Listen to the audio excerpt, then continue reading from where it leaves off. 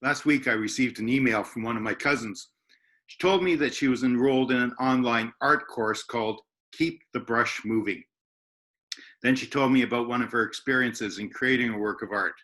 I asked her permission to share the story in a reflection, and she replied she would be honored if I did so, especially since 10 years ago when she was diagnosed with cancer. Transcona Memorial was one of the faith communities that prayed for her. She wrote, "It's a privilege to help your wonderful church community for keeping me in their prayers. Their prayers got me through, and I felt so loved." My cousin told me about doing some poured painting, a technique by which you mix acrylic paints with a pouring medium, then you pour it all over a canvas and the paint colors flow over the canvas. My cousin had done a number of poured paintings, but there was one with which she wasn't satisfied. So in her words, I took more paint to throw on it. Then I used scrapers, palette knives to move the paint around into shapes, and suddenly I stepped back and for the first time ever, knew it was finished, and I liked it. When I read her account, I thought it offered a wonderful perspective on God's acts of creation. In the book of Genesis, we read that God created sun and moon, stars, water, earth, vegetation, birds, fish, animals, and human beings. But later in the Bible, we read in the books of prophets that God is still creating. God says, "I am doing a new thing."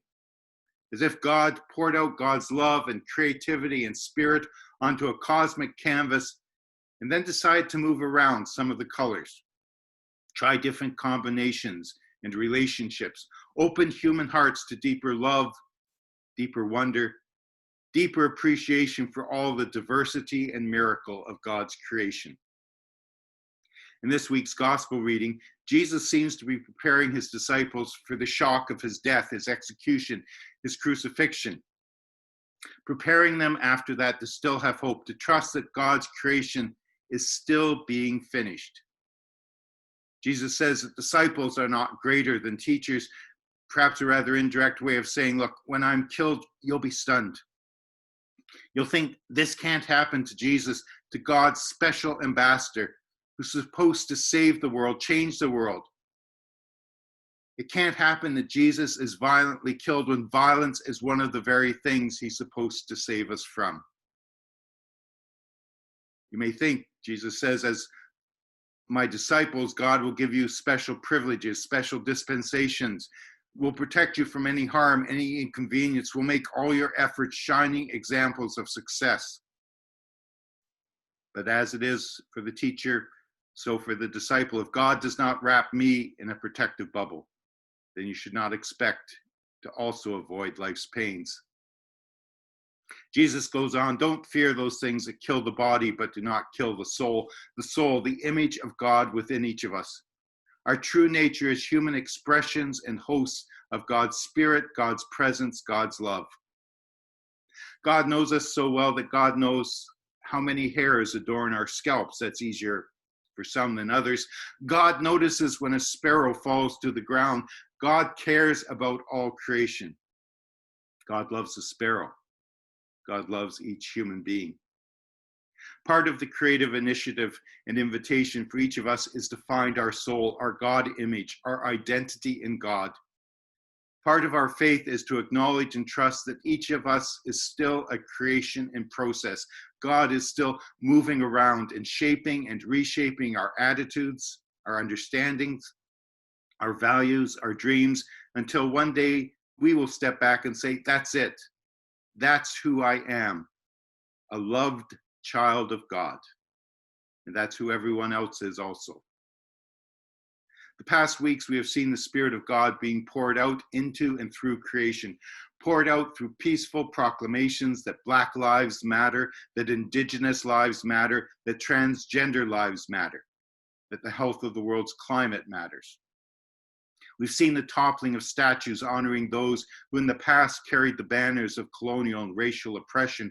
We've experienced a period of separation even from those whom we most love. We've experienced a time when our canvas seems chaotic, disconnected, unfamiliar. The Bible tells stories of such times, Times when a way of life is ending, but no one knows what new reality will emerge. Wilderness times between what has been and what yet may be. I suggest that during such times, we are called and invited to keep our brush moving. Keep praying for the healing of all creation. Keep speaking and walking and taking a stand against the dehumanizing, soul-shriveling attitudes and actions that feed racism and so many forms of hatred and violence. Keep opening our hearts and minds to be transformed by God's outpoured Spirit so that we might not only as societies, but as individuals be healed of prejudices and fears we probably don't even realize lurk within us. Let us keep on moving with God, who is massaging, shaping, sweeping across creation, continuing the work of creation, of blending the many colors and gifts and cultures of our world, so that we may one day suddenly see a new world of compassion and peace, a world that has been forming from the seemingly chaotic mix, and we will realize we are part of God's new creation. Let us keep our brushes moving, trusting that our love and hope move to the creative shaping of God's love, and that in God's grace, we will move ever closer to living as children of God in the creation of God and rediscovering our identity, everyone's identity, as God's beloved human creatures. Thanks be to God. Amen.